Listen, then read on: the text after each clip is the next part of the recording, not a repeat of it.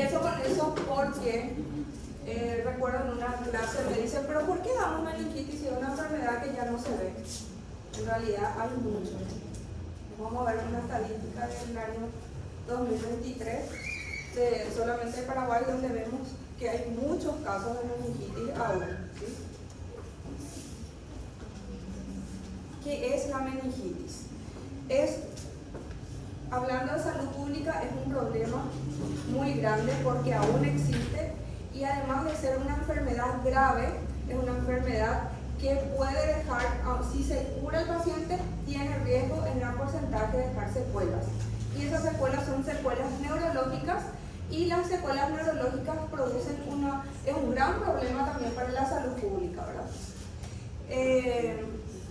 Es un problema que abarca generalmente en la mayoría de los menores de 5 años, y la etiología puede ser viral, en este caso encontraríamos la encefalitis, o puede ser bacteriana, que sería la meningitis, ¿sí?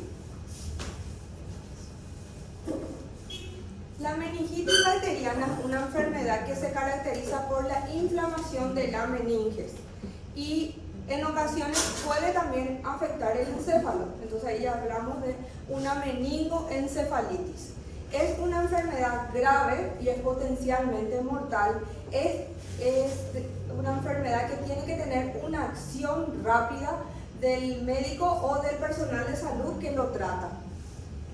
La mayoría, por suerte, tenemos una buena respuesta y mejoran con el tratamiento, pero como les dije anteriormente, puede quedar secuelas que producirían discapacidades permanentes, y esto puede ser daño cerebral, pérdida de sus funciones o dificultades en el aprendizaje, y eso sabemos que va a causar un gran problema en la salud pública, en la sobrevivencia de ese paciente, de esa familia y de toda una sociedad.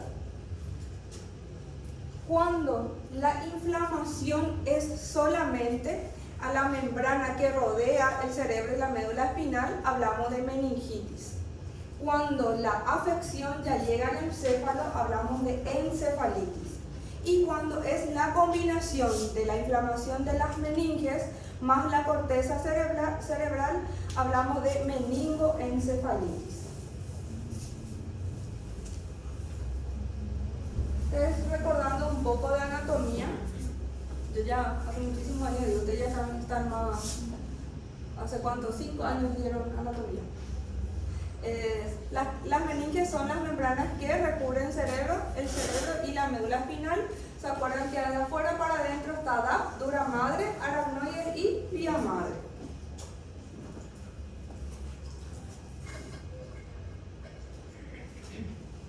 Acá es importante recalcar el espacio subaracnoideo, ya que es la zona donde encontramos el líquido cefalorraquídeo, y las 3 capas otra vez de la meninge.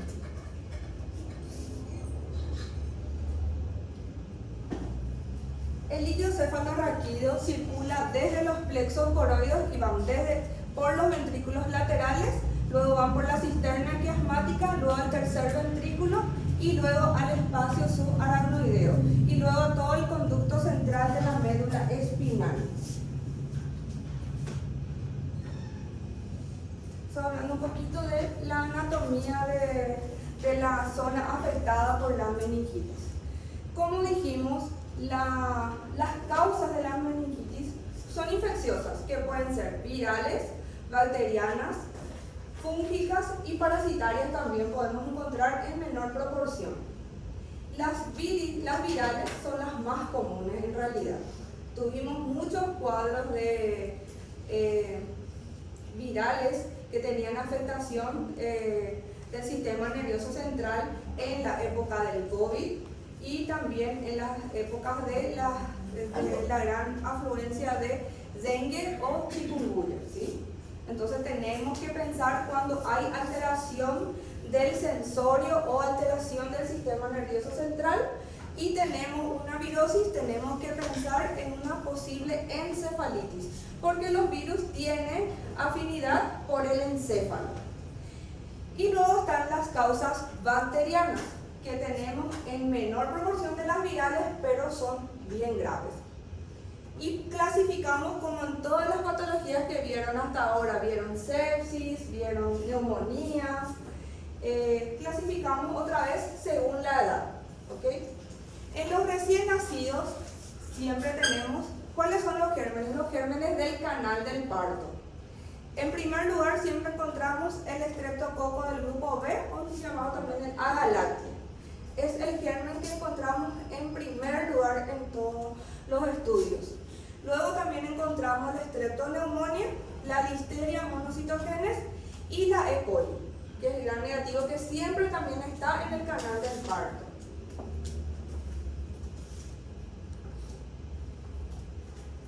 Luego de los 3 meses, que serían los lactantes en adelante, encontramos los gérmenes más comunes, el streptoneumonia, y acá encontramos la Neisseria meningitidis. Y luego, hasta los 5 años, como en el grupo de las neumonías y la sepsis, también encontramos el Haemophilus influenzae y los otros estreptococos.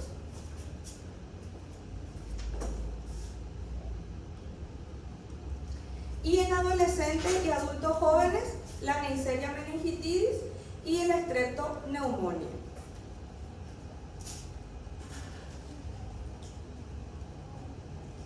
Clasificando en grandes rasgos, podemos hablar que en los menores tenemos en los menores de 1 mes las enterobacterias en mayor proporción. Entre los 1 y 3 meses le habla un periodo gris porque puede ser cualquiera de los gérmenes, y en mayores de 3 meses encontramos las bacterias encapsuladas, que son los estreptos.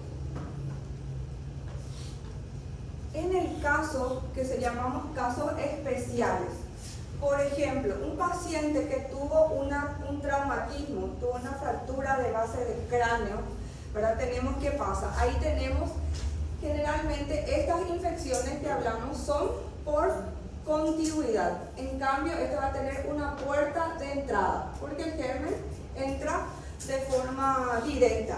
Acá podemos pensar en una streptoneumonia, el Haemophilus, el Staphylo aureus y el Streptopiógenes del grupo A.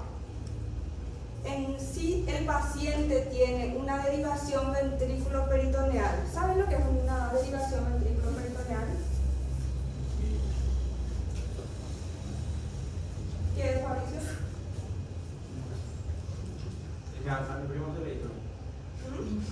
Yo tenía, estaba con una vida, para se le pone un tubito, hace una cirugía y de los ventrículos baja hasta el... Generalmente se realiza así en los pacientes que tienen hidrocefalia, ¿sí? Para poder drenar el líquido, y se hace una comunicación justamente del ventrículo hacia el peritoneo. Es una válvula que se coloca para poder eliminar el líquido por la parte abdominal. Si el paciente tiene síndrome nefrótico, pensamos en una streptoneumonia. Una derivación ventrículo-peritoneal. Los pacientes que suelen venir acá, solamente vieron ya en la sala, los pacientes que tienen hidrocefalia, pero muchos de ellos ya tienen y se palpa, ¿sí? Acá los R1 solamente ya palparon, ya vieron. Hace poco vino nuestra pacientita. Vino uno de un mes, 20 días. Ya tenía. HN. Y esta otra que ahorita la semana pasada también ya tenía. Entonces hay que buscar paciente con hidrocefalia. Y cuando tenemos una paciente que tiene una derivación ventrículo-peritoneal y viene con síntomas de sepsis o de meningitis, ¿qué causa vamos a pensar? En un estafilocoagulasa negativo, ¿sí? En un síndrome nefrótico, el streptoneumonia. En una neurocirugía, Staphylo aureus y Bacillus gram negativos. Si el paciente tiene neutropenia y cáncer, en streptoneumonia, Haemophilus influenzae, acá también entran las pseudomonas. ¿Por qué es importante ver todo esto? Porque el tratamiento y la elección del antibiótico es diferente en cada caso, ¿sí? Y en anemias de células falciformes, el streptoneumonia, y acá también encontramos la salmonela. Entonces los casos que son aparte, en todos los demás encontramos los gérmenes típicos, que son el Strepto agalactia, el Streptoneumonia, el Staphylo aureus y la Neisseria meningitidis y el Haemophilus influenzae. Estos son los gérmenes que vamos a encontrar en casi todas las edades. Pero en los casos especiales acá encontramos Staphylococcus negativo en la derivación ventrículo-peritoneal. Encontramos streptopiógenes en las fracturas. Encontramos bacilos gram negativos en neurocirugías. En neutropenia, pseudomonas. Y en anemias de células falciformes, salmonella. ¿Está bien? Pero tenemos que pensar si estos pacientes vienen con síntomas de meningitis, tenemos que pensar en estos gérmenes. Patricia, ¿te puedo pedir un favor?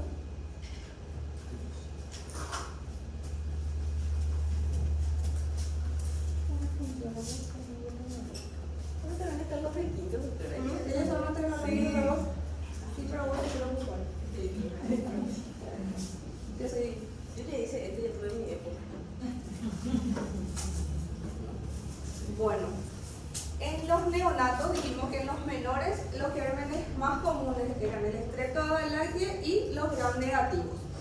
El Streptococcus es la principal causa, generalmente está asociado a la contaminación del tracto genital. Y los factores predisponentes son que el paciente sea prematuro, que la mamá haya tenido una infección intraparto o una ruptura prolongada de membrana.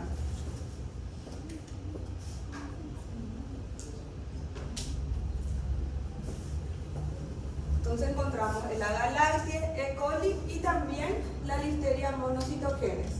Entre los 1 y 3 meses sigue siendo el Agalactiae, el Streptoneumoniae y acá ya encontramos también la Neisseria meningitidis.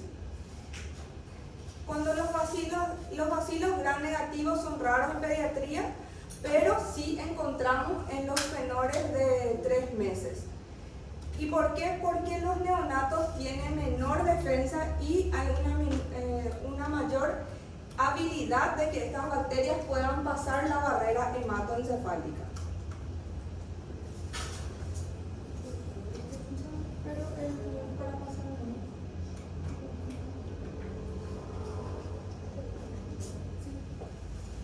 Y luego el neumococo. El neumococo sigue siendo la principal causa de meningitis en todas las edades, pero los lactantes menores son los que tienen mayor riesgo.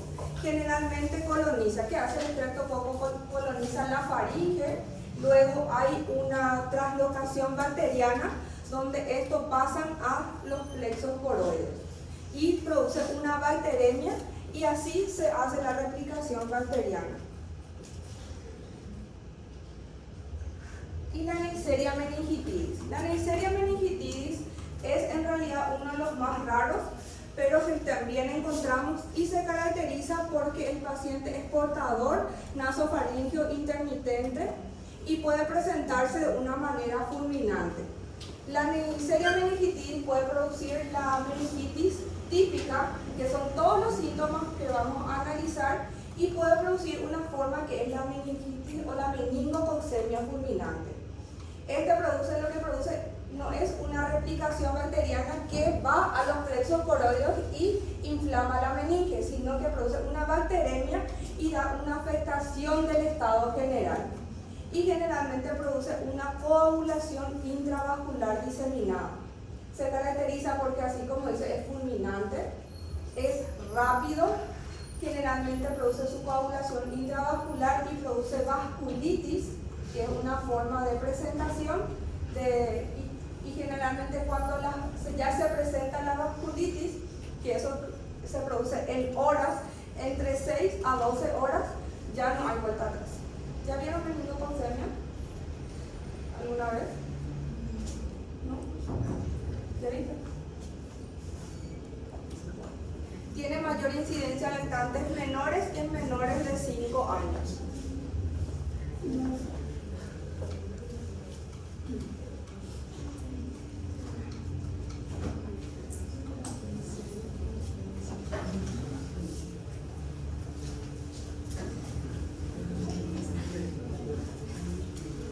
Vamos a definir los casos. Podemos hablar de caso sospechoso, caso probable y caso confirmado. Cuando hay un un caso sospechoso de meningitis cuando acude una persona con fiebre, cefalea, que esté acompañado con uno de los siguientes síntomas, que puede ser vómitos. ¿Cómo van a ser los vómitos en una meningitis? En proyectil. ¿Por qué en proyectil? En proyectil significa que nos ha precedido de náusea y es con la presión y cantidad aumentada. ¿Y a qué se debe el vómito proyectil? Porque hay una hipertensión endocraneal, ¿sí? También va a haber signos de irritación meningia. ¿Cuáles pueden ser los signos de irritación meningia? Rigidez de nuca. Los signos meningios, que pueden ser signos de Kerner o signos de Lusinski. Depresión de conciencia, es decir, alteración del estado de conciencia. ¿Qué puede ser? Puede ser o una alteración en realidad, que puede ser una depresión. El paciente puede estar hipoactivo, puede estar somnoliento, no responde a los estímulos, o puede estar como irritable, el paciente que llora desesperadamente, no tiene consuelo. Y luego las convulsiones y también las petequias. ¿En qué caso vamos a ver las petequias? ¿En qué germen vamos a pensar? En la Neisseria meningitidis, ¿sí? En los niños menores de 1 año, los síntomas y signos clásicos son fiebre, cefalea y rigidez de nuca. Los lactantes pueden presentar elementos de presión del sensorio, irritabilidad, también rechazo alimentario, los vómitos que deben ser en proyectil y abombamiento de las fontanelas. Es algo, este va para los residentes, es una enfermedad de notificación obligatoria. ¿Por qué es de notificación obligatoria? ¿Por qué están obligados ustedes a hacer? Para poder hacer el bloqueo. Esto es importante ya, hacer la notificación, porque si tenemos un caso en un barrio X, ya se tiene que hacer el bloqueo de esa zona. Hay que hacerle el bloqueo, por ejemplo, si el paciente va a una guardería, o si no, vamos a tener un brote de meningitis. Estamos obligados a notificar.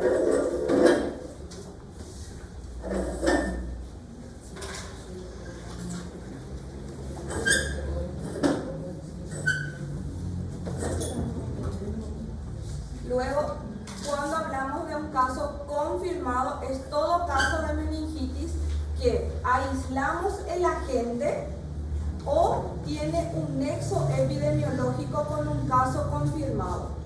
O sea, un paciente que es un caso sospechoso, que tenía fiebre, cefalea más uno de los síntomas que le citamos, y se aísla el germen, hablamos de caso confirmado. O si esa persona estuvo en contacto con un caso que tuvo aislamiento del germen. Y luego está el caso en el que no se pudo especificar el agente, pero en este caso tomamos en cuenta los datos del líquido cefalorraquídeo, ¿sí? ¿Cómo va a venir el resultado? El líquido va a estar turbio, los leucocitos deben estar aumentados, mayor de 10 por campo, aumento de las proteínas, disminución de la glucosa, ¿sí? Estos son los datos. El turbio, los leucocitos y las proteínas están aumentadas y hay un consumo de la glucosa. Ahí también tenemos un caso confirmado.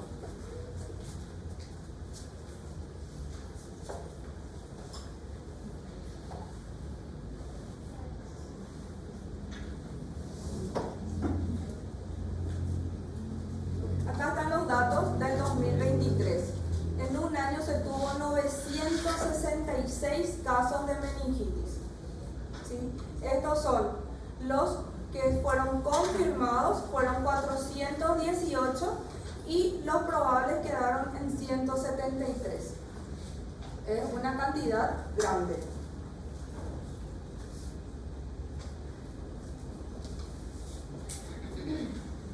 Hay mayor proporción duración en invierno y primavera.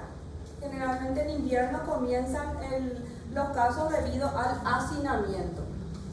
En mayor proporción en el sexo masculino, por suerte.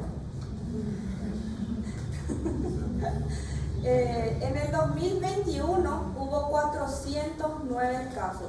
Prácticamente en el 2023 tuvimos el doble. Quiere decir que hay un aumento de los casos. En ese año estaba prácticamente repartido. 44% era viral y 37% eran bacterianos. Luego en el 2023 hubo, ya 84%, prácticamente el doble, fueron virales. Y esto se vio porque justamente en estos años, ¿verdad?, hubo mayor casos de patología, hubieron pandemias y epidemias de casos virales, como dijimos, primero fue el COVID, luego fue chikungunya en el 2022, hubo muchísimos casos. Ustedes fueron internos en el 2022, ¿verdad? Sí, muchísimos. Chikungunya, no, 2023. Comienzo, final 2022, comienzo 2023. Muchísimos casos de chikungunya, y en los niños tenían afectación del sistema nervioso, entonces muchos casos de encefalitis. Y comienza este año otra vez dengue, muchísimo dengue. ¿Cómo ven? Entonces tuvimos virales, bacterianas, y acá ya entran micóticas, y también acá encontramos TBC. No olvidarnos que TBC todavía circula en nuestro ambiente. Y entre las bacterianas encontramos en mayor proporción Streptococcus pneumoniae, igual que en la literatura. Eso queda prácticamente en Paraguay y en todo el mundo es Streptococcus. Y luego prácticamente es repartido todos los otros gérmenes típicos. La E. coli y el Agalactiae que encontramos en los neonatos, el Haemophilus influenzae que encontramos en los menores de 5 años, y el meningococo que encontramos en los mayores. Y acá encontramos la Klebsiella, que generalmente no habla mucho en la literatura, pero se nota que circulaba en Paraguay, y el estáfilo también.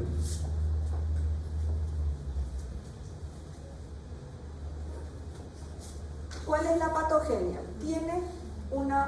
Tiene 3 formas de diseminación. Una puede ser de entrada directa, que dijimos que podrían ser por los traumatismos, cuando hay fractura de cráneo, cuando se hizo una cirugía neurológica, o tiene malformaciones como la mielomeningocele, que es como la salida por la columna de la médula espinal, ¿sí?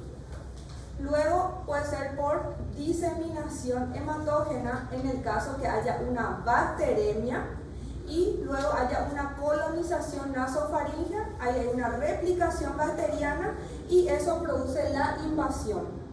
Y por contigüidad, que puede ser por una sinusitis, una otitis y una mastoiditis. ¿No está acá, Cintia? Sí, acá está. Por eso quería que venga hoy. ¿Quieren irse mucho? Tenemos un paciente en la sala 2 con una mastoiditis, ¿sí? Entonces, ¿por qué este paciente en realidad tiene el diagnóstico de una mastoiditis? ¿Qué es la mastoiditis? Es la acumulación de líquido en la zona de la mastoide, y generalmente es después de una otitis supurada, ¿sí? Y este paciente está con antibiótico a dosis meningia. ¿Por qué? Porque tiene mucho riesgo de producir una meningitis. Y también puede producir un absceso cerebral o un absceso epidural.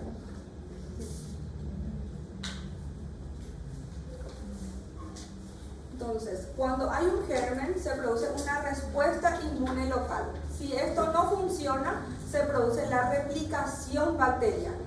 Cuando se produce la replicación bacteriana, se activan los macrófagos, ¿sí?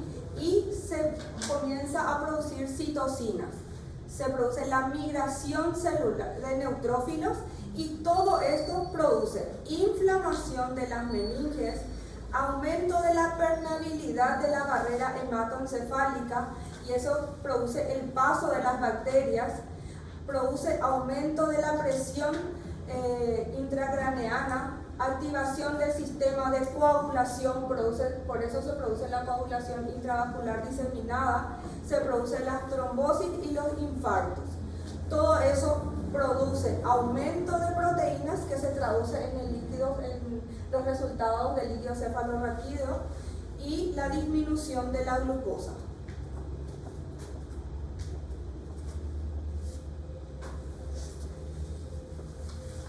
Entonces, cuando hay una bacteremia o cuando hay cuando es por diseminación hematógena, o cuando hay por contigüidad o por entrada directa la presencia de bacterias en el líquido cefalorraquídeo, se comienza a producir la lesión endotelial. Esto hace que se liberen las citocinas y todos los proinflamatorios. Y de ahí vamos a tener tres tipos de edemas. Cuando se produce la entrada de polimorfos nucleares y se produce la inflamación meningia, hablamos de un edema intersticial. Cuando hay un aumento de permeabilidad de la barrera hematoencefálica, hablamos de un edema vasogénico. Y cuando se produce una vasculitis cerebral, se produce un edema citotóxico. Estos son los tres tipos de edemas que se producen en la meningitis. Y todo esto lleva al aumento de la presión intracraneana. Y ese aumento de presión es lo que producen los síntomas, que son la cefalea intensa, los vómitos en proyectil, la alteración de conciencia y los signos meningios. Todo eso produce una disminución de la perfusión, y cuando hay una disminución de la perfusión, ¿qué ocurre? ¿Qué es la perfusión? Es la llegada de nutrientes y oxígeno a los tejidos. Si hay una disminución de la perfusión, ¿y cuál es el tejido que yo quiero irrigar en este caso? Cerebro. ¿Cuál es la neurona? La célula.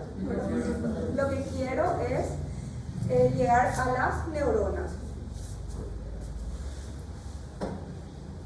Entonces, cuando hay una disminución de la perfusión, quiere decir que hay va a llegar a una hipoxia a las neuronas. Y esa hipoxia produce injuria neuronal y apoptosis. Cuando hay ya hay daño neuronal, ¿qué pasa? Estas neuronas no se van a regenerar.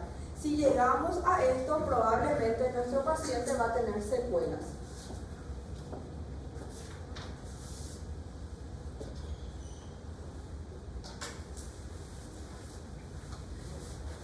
Los componentes de la barrera hematoencefálica tenemos la capa del endotelio, la membrana basal, los pericitos y los astrocitos, ¿verdad? Estos son los que están evitando que entren nuestras bacterias.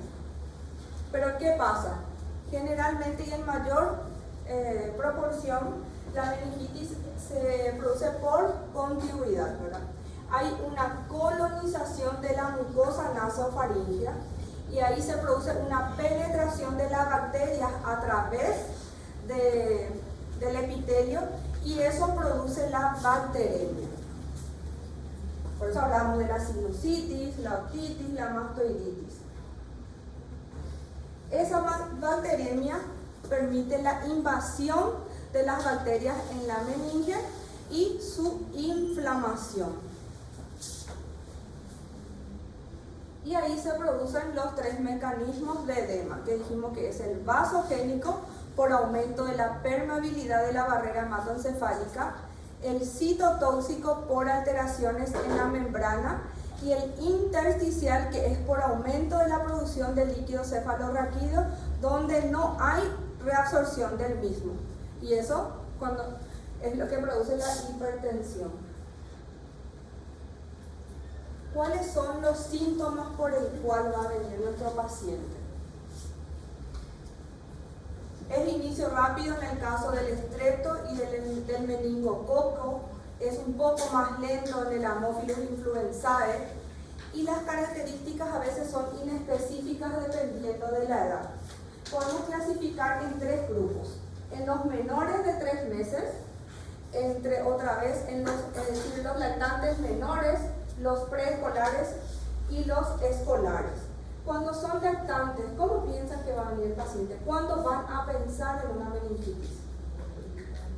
Está irritable. Después, fiebre, paciente que viene con fiebre. Y hay un dato muy importante que es el lactante febril menor de 3 meses. Tenemos que pensar en meningitis. Después,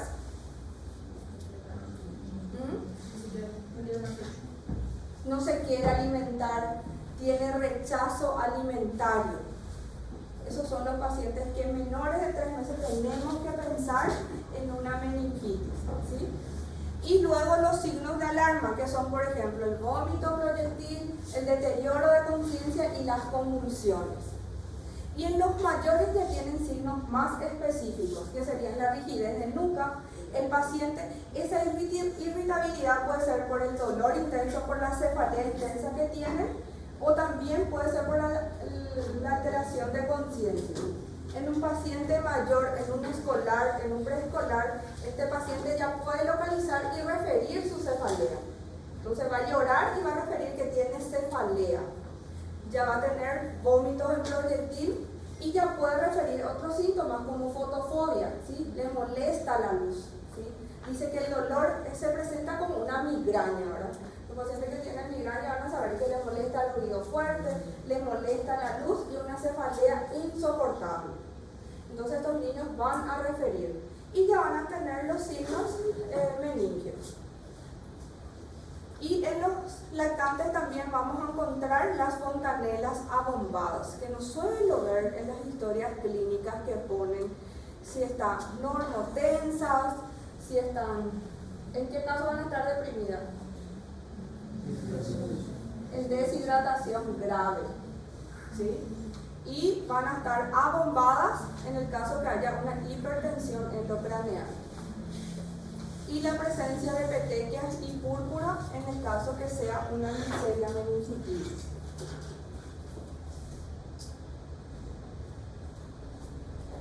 Hablamos de rigidez de nuca cuando se eleva la cabeza, pero el tronco sigue recto, ¿sí? No hay alteración, pero es dificultoso la elevación de la cabeza.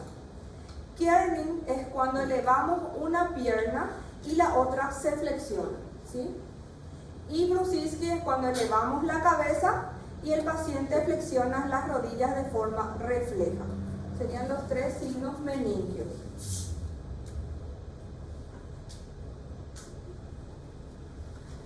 Entonces, paciente que viene con fiebre intensa, cefalea, vómitos en proyectil, si es un lactante, tiene fontanela bombada y se le evalúa y tiene papiledema, pensamos en una meningitis.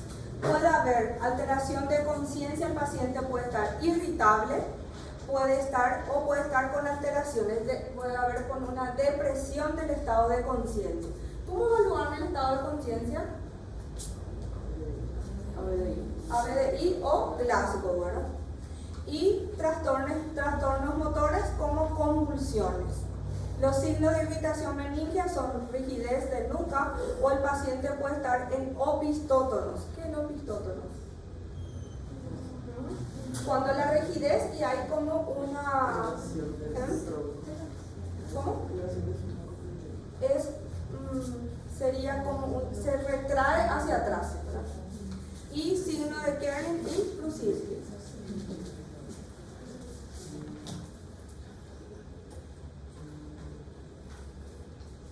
¿Qué método auxiliar de diagnóstico le vamos a pedir? Siempre pensamos en el cuadro clínico, antecedentes de patologías previas, todo lo que hablamos de todo, si tiene hidrocefalia, si tuvo un traumatismo, si tiene una válvula, si tuvo una cirugía neurológica previa, todo eso tenemos que, primero una buena historia clínica, luego un hemograma completo, que vamos a ver la fórmula leucocitaria, ¿verdad? Todos los restantes de fase aguda, porque si pensamos en un proceso bacteriano.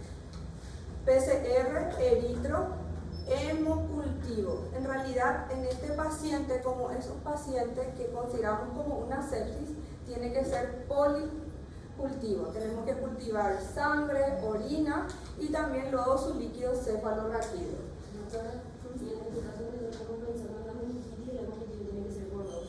Sí, tenemos que tomar, en realidad lo ideal es tomar 3 frasquitos. ¿Eso me decís? 100 por 2, pues. Generalmente nosotros hoy en día una urgencia de paciente que llega a este hemocultivo por 1. Y en realidad hacemos por disponibilidad. El hemocultivo en realidad tendría que ser 2 frascos siempre. Eso tiene que ser siempre. Solo que nosotros acá hacemos por disponibilidad. Siempre se hace por lo menos uno para hacer los datos epidemiológicos. Y la glicemia, porque vamos a comparar la glicemia central con la glicemia del líquido cefalorraquídeo. Y la punción lumbar. Neuroimágenes, en el caso la TAC. ¿Cuándo vamos a pedir una TAC?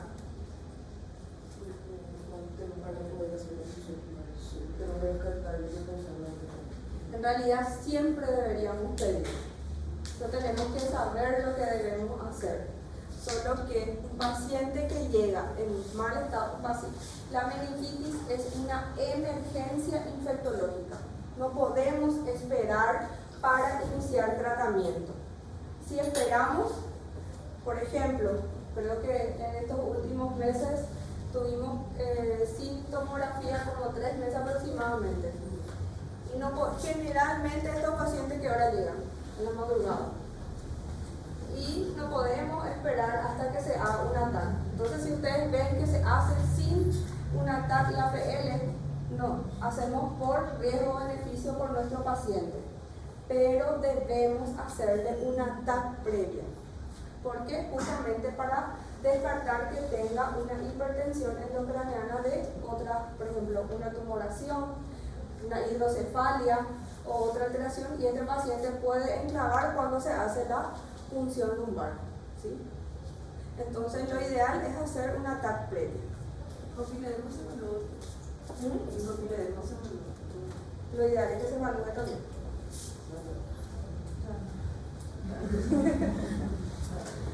Y tendrían, creo que los chicos tienen ya su kit, ¿no? Había la urgencia, se había comprado. Muchas cosas había en la urgencia y desaparecieron. Pero se había comprado todo el kit para alojamiento local. Hay todo. Los síntomas. Entonces, en los lactantes menores tenemos fiebre, rechazo alimentario, llanto persistente e irritabilidad, la retracción de la nuca o el opistótonos, la fontanela abombada, el paciente que puede estar somnoliento o letárgico, y las manchas o moretones que serían, en otra palabra, las púrpuras y las petequias. En los niños y adultos, vómitos en proyectil, fiebre, cefalea intensa, dolor de nuca, fotofobia, somnolencia, dolores articulares y convulsiones. Acá creo que en una somnoliento entran todos hoy, ¿no? O entramos. Los signos meningios, ¿verdad? Que es dolor y rigidez de nuca, que son los signos de Rusinski y los signos de Kerner. Signos de compromiso encefálico cuando ya hay alteración de conciencia, convulsiones o alteración en la motilidad ocular. Y signos de hipertensión endocraneana, fontanela tensa o abombada. ¿Cómo evaluamos el nivel de conciencia? Sería por la escala de Glasgow. Esta es la escala de Glasgow de los lactantes, donde lo que cambia en realidad son las órdenes verbales. Acá habla de sonríe, balbucea, está irritable, llora, gime o no tiene ninguna respuesta. El resto es igual al Glasgow del adulto o de los niños. Y una forma rápida, como dijimos, es el ABDI, que tiene sus equivalentes. Si el paciente está alerta es 15, si responde a la voz es 13. Si responde al dolor es 8 y si no responde es 3.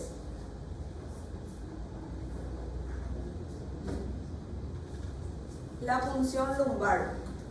La punción lumbar tiene sus técnicas, ¿verdad? En el que el paciente tiene que estar en realidad en una posición fetal para poder abrir los espacios intercostales y ahí poder retirar el líquido que se necesita. ¿Qué vamos a estudiar? El citoquímico, Gram, cultivo y látex. Entonces lo ideal es retirar en 3 frascos porque en el primero hacemos citoquímico y en el segundo hacemos el cultivo y el tercero utilizamos para látex o para algún otro estudio que de repente pudiéramos necesitar. La técnica. Paciente debe estar en decúbito lateral, una posición fetal que es para abrir los espacios intervertebrales. Se hace una línea imaginaria que pasa sobre las crestas iliacas y eso coincide en los espacios entre L4 y L5, que es el espacio ideal. La aguja debe atravesar en esta forma, ¿sí? Sería una forma perpendicular hacia arriba, ¿verdad? Y atraviesa la piel, el tejido celular subcutáneo y luego atraviesa el ligamento supraespinoso y el intraespinoso. Y ahí llega al espacio subaracnoideo. ¿Qué me lo ve cómo le hicieron? Ay, qué guapas.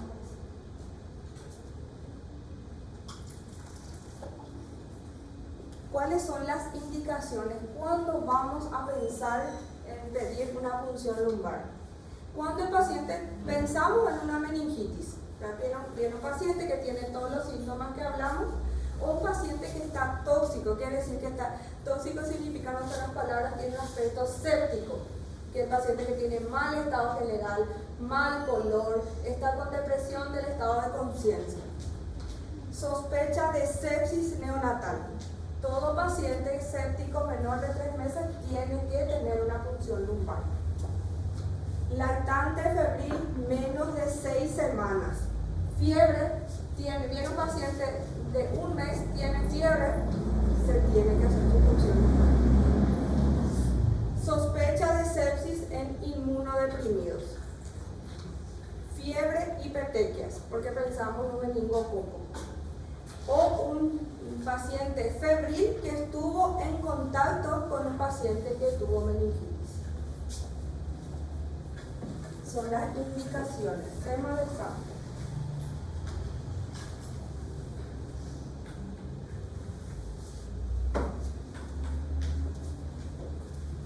¿Cuáles son las contraindicaciones? Viene un paciente que tiene todos los síntomas que dijimos. Pensamos en meningitis, pero no le vamos a poder punzar. Cuando está con una inestabilidad hemodinámica, quiere decir que está en un paro cardiorrespiratorio. Primero vamos a tener que estabilizar a nuestro paciente y luego le hacemos la punción, ¿sí? Siempre tenemos que tener nuestras prioridades, no apurarnos con nuestra punción y luego se nos va nuestro paciente. Signo de hipertensión endocraneal. En este caso primero tenemos que hacerle una TAC. Trombocitopenia, unas plaquetas menores a 50.000, o si tenemos alteraciones en la coagulación, si tiene, por ejemplo, el paciente está sangrando, en ese caso tenemos que esperar primero tener los valores de las plaquetas y luego. ¿Por qué? Porque cuando le punzamos podemos hacer que tenga una hemorragia masiva. Infección en el sitio de la punción. Tampoco. ¿Por qué? Porque si de repente no tenía una meningitis, ahí vamos a introducir el germen. Y el compromiso cardiorrespiratorio, que sería lo mismo que una inestabilidad hemodinámica.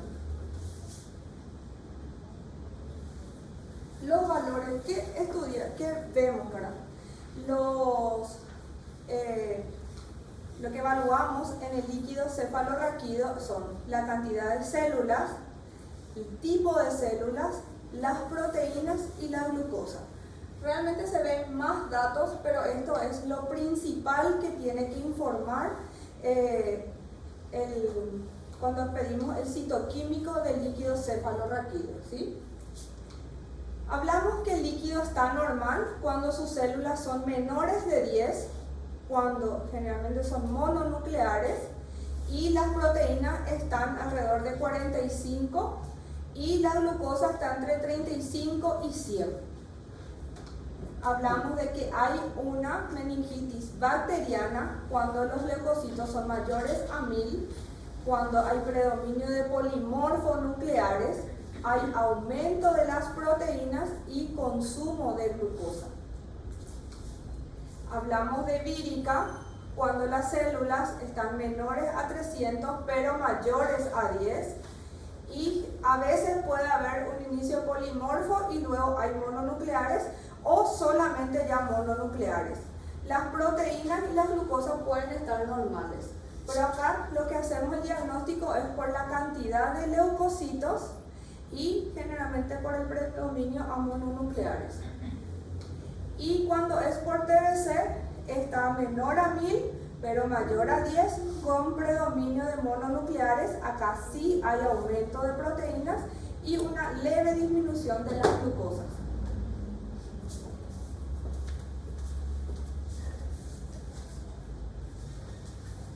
Y luego está el caso del meningococo, que se caracteriza porque presenta púrpuras, ¿verdad? Lesiones tipo vasculitis, a veces presenta al inicio petequias, ¿sí? Porque hay una coagulación intravascular diseminada. Esto puede llevar de forma rápida a un shock, lleva a una alteración de conciencia y a la muerte, generalmente en menos de 24 horas. Estos síntomas, que hay una coagulación intravascular diseminada, se llama síndrome de Waterhouse-Friedrich.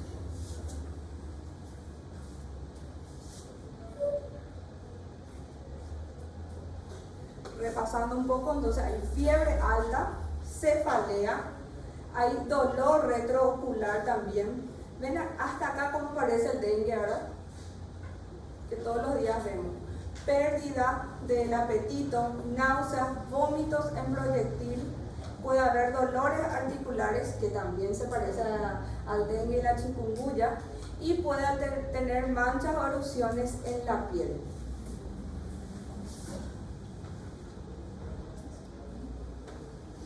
El síndrome de Waterhouse-Friedrich es una infección bacteriana fulminante, donde se produce justamente puede ser por muchos gérmenes, pero en mayor incidencia es por la Neisseria meningitidis. Esta infección bacteriana fulminante produce una coagulación intravascular diseminada, y esto va a llevar a un shock, y ese shock lleva también a su hipotensión, ¿sí? Y todo esto se produce porque hay una lesión de la suprarrenal y se produce una insuficiencia suprarrenal.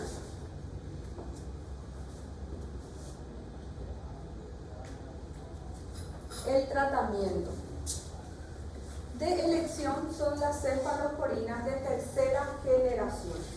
¿A cuánto se hacen las cefalosporinas de tercera? ¿Cuáles son las cefalosporinas de tercera generación? Ceftriaxona, cefotaxima, después ceftazidima. Es lo que más usamos, ¿verdad? ¿Cuánto es la dosis, Martita, de la cefotaxima que usan generalmente? Sé que ustedes van a hacer las indicaciones, pero miran seguramente las indicaciones de su R2, R3. Patri.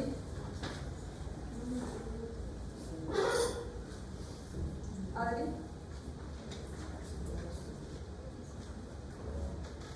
Adalis. Analis. Se me olvidaba de Analis. La cefotaxima generalmente usamos a 200 miligramos kilo peso día, ¿sí? Dividido en 4 dosis. Y la ceftriaxona, 80 miligramos, ¿sí? Día. Cuando hablamos de meningitis, por eso dije hace rato que, por ejemplo, el paciente de Cintia Aveiro está con dosis meningia porque tiene una mastoiditis. Quiere decir que la cefotaxima ya no utilizamos a 200, ya utilizamos a 3, que es la dosis máxima que se le puede administrar, 300 miligramos al día. ¿Sí? Se hace mayor dosis. Si pensamos que es algo viral, se le administra aciclovir. Y si pensamos que el germen es la cefotaxima, generalmente utilizamos para todos los gérmenes, excepto para el neumococo en este caso, ¿sí? Cuando es meningitis. Acá utilizamos la vancomicina. Y la vancomicina en general utilizamos a 40 miligramos kilopeso. En el caso de la meningitis utilizamos a 60, ¿sí? Todos son las dosis máximas de antibióticos que se utilizan.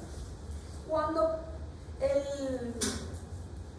el paciente es un neonato, generalmente hacemos una combinación que va a ser ampicilina más cefotaxima a dosis meningia.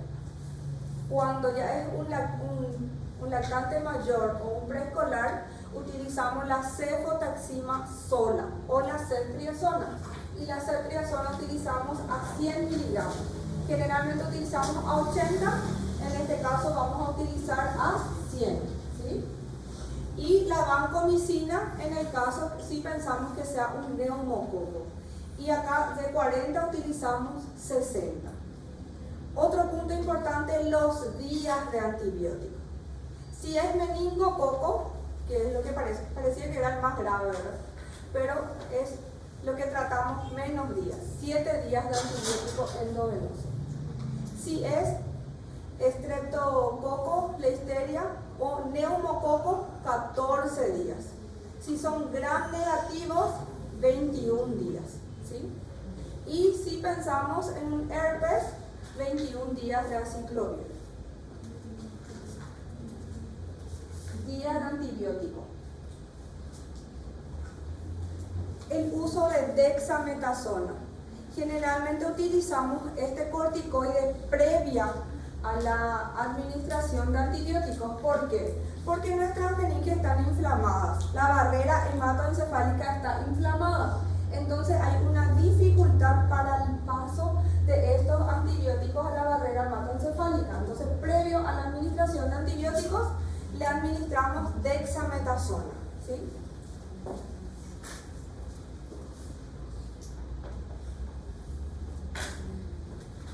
En menores de un mes, el tratamiento es combinado. Cefo-ambi, ¿sí? A dosis meningia. En menores de 3 meses, cefo-ambi, si pensamos en un neumococo, cefo-vanco. Si es en menores de 3 meses con alto riesgo de neumococo, es cefalosporina de tercera combinada con vanco. Si hay bajo riesgo de neumococo, va a ser cefo o cetri, una de las cefalosporinas de tercera. Si tuvo alguna patología neuroquirúrgica, se une vanco más, por ejemplo, una céfalo de cuarta o meropenem. Generalmente iniciamos meropenem, vanco. Si es un inmunodeprimido, combinamos ampi más una cefalosporina de cuarta o ampi más una vancomicina.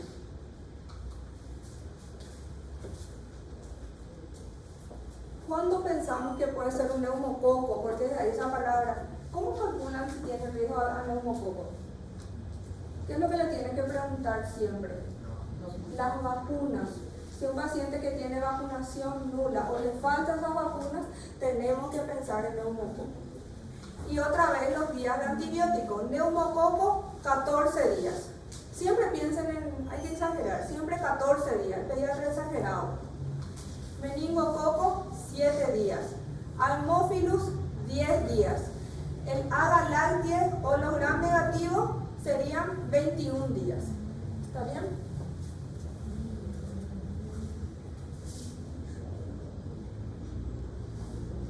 ¿Cuándo le vamos a pedir una punción lumbar de control?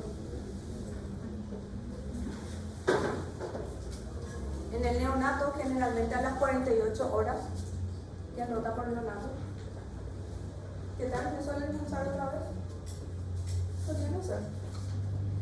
Cuando pensamos en meningitis por enterobacteria, es decir, por los gram negativos, cuando es por neumococos y cuando hay sospecha de fracaso en la terapia. Por ejemplo, nuestro paciente ya está hace 48 horas con cefalosporina tercera generación a dosis meningia, pero el paciente sigue con deterioro, o si empeora su estado general, sigue con vómito, febril, alteración de conciencia, tenemos que volver a punzar.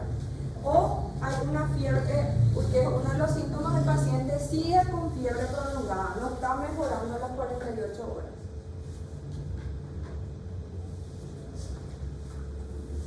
Luego hablamos de recurrente, es cuando un paciente que ya tuvo meningitis, después que se curó, vuelve a tener otro cuadro de meningitis.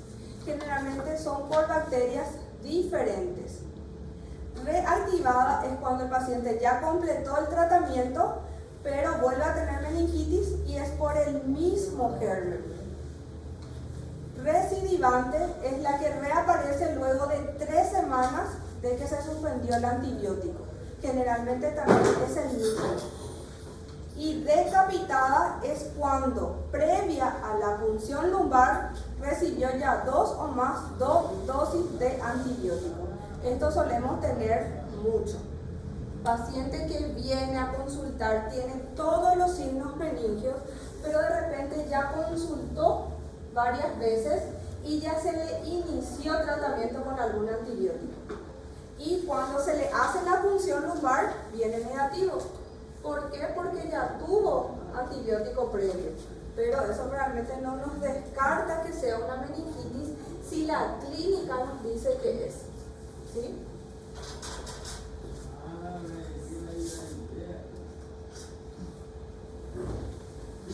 ¿Y cuál es la evolución del paciente?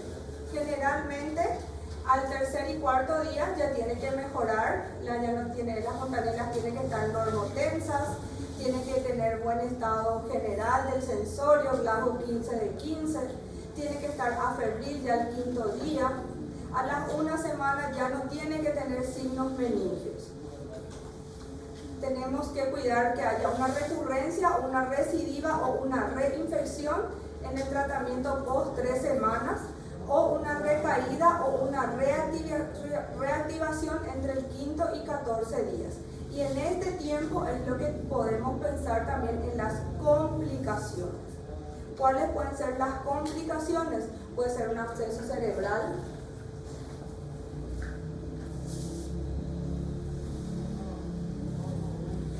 las complicaciones pueden ser precoces y pueden ser tardías. Las precoces, menos de 24 horas, en el que puede haber una tumefacción o la hipertensión endocraneana, puede haber una hiponatremia por alteración o disminución de la hormona antidiurética o puede ser un shock séptico.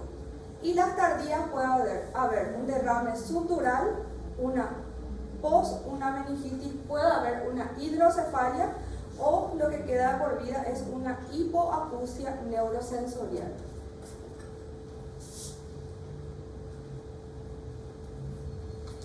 Puede haber hidrocefalia, el absceso cerebral, el higroma, síndrome de secreción inapropiada de la hormona antidiurética, el shock séptico o una coagulación intravascular diseminada.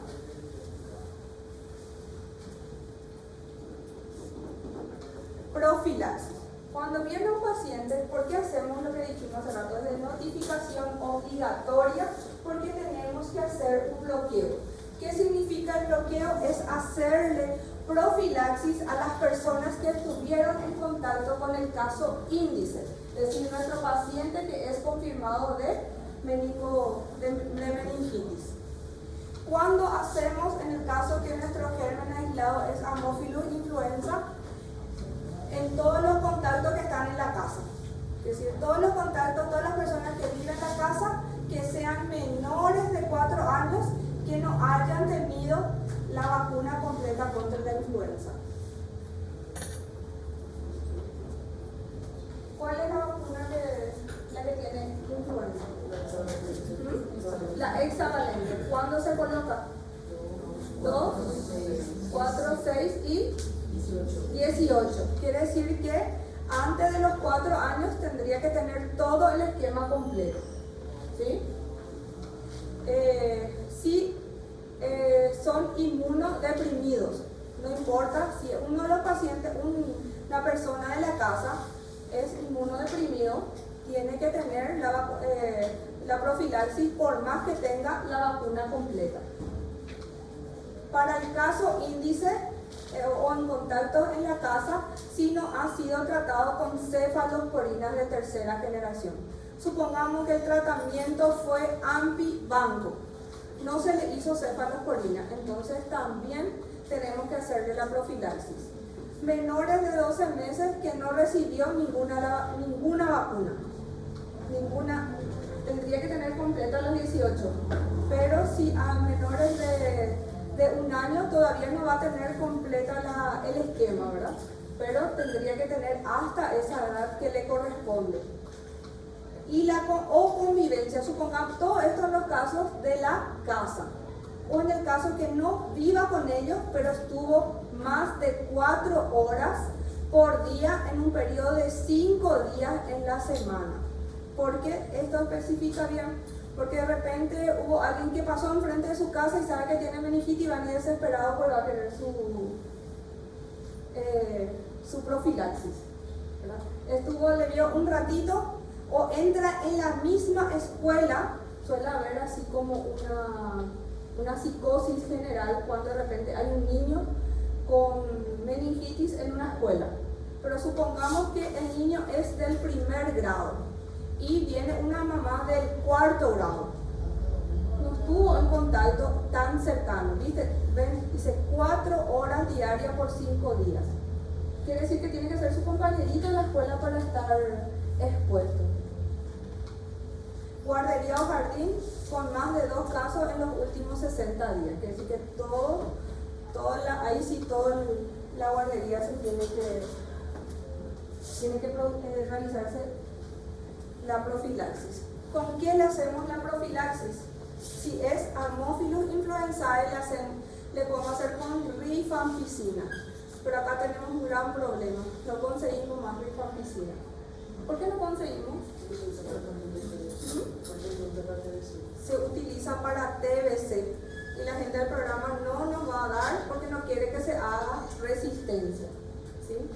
Entonces nuestras opciones son, si son mayores, podemos hacer ciprofloxacina dosis única.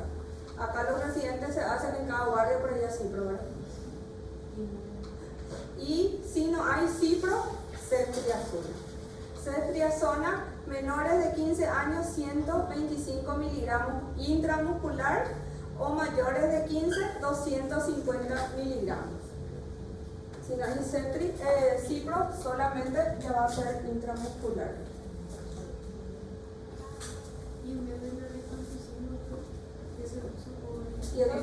Y esas son tus opciones. Estas son tus opciones. Rifampicina sería en el caso que teníamos. No tenemos, nos vamos a cipro. Y si no tenemos cipro, ceftriaxona.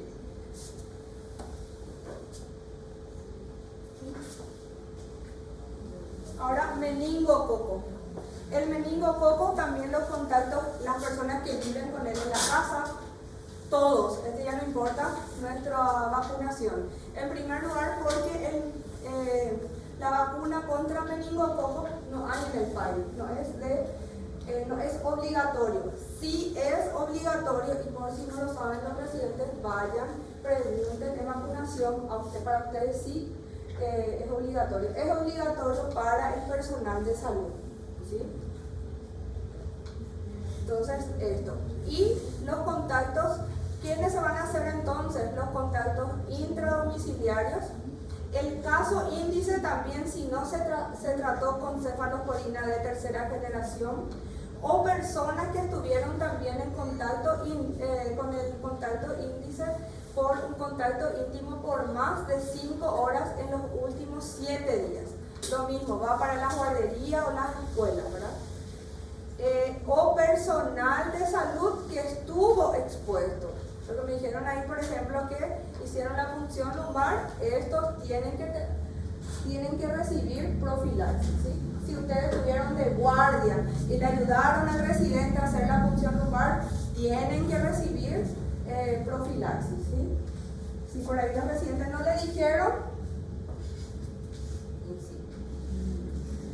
¿Cuál es el tratamiento? También rifampicina, lo ideal, realmente por 2 días. Una cosa importante, porque tienen que saber, si es por Haemophilus, la rifampicina son 4 días. Si es por meningococo, la profilaxis son 2 días. Y la ceftriaxona y la ciprofloxacin es dosis única. ¿Está bien? Bueno, chicos, eso es todo.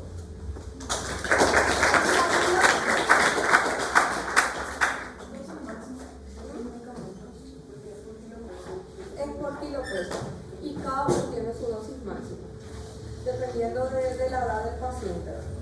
Si no es su dosis, cada uno, Cetris, Cefo, Banco, todos tienen su dosis máxima, no recuerdo de cada uno.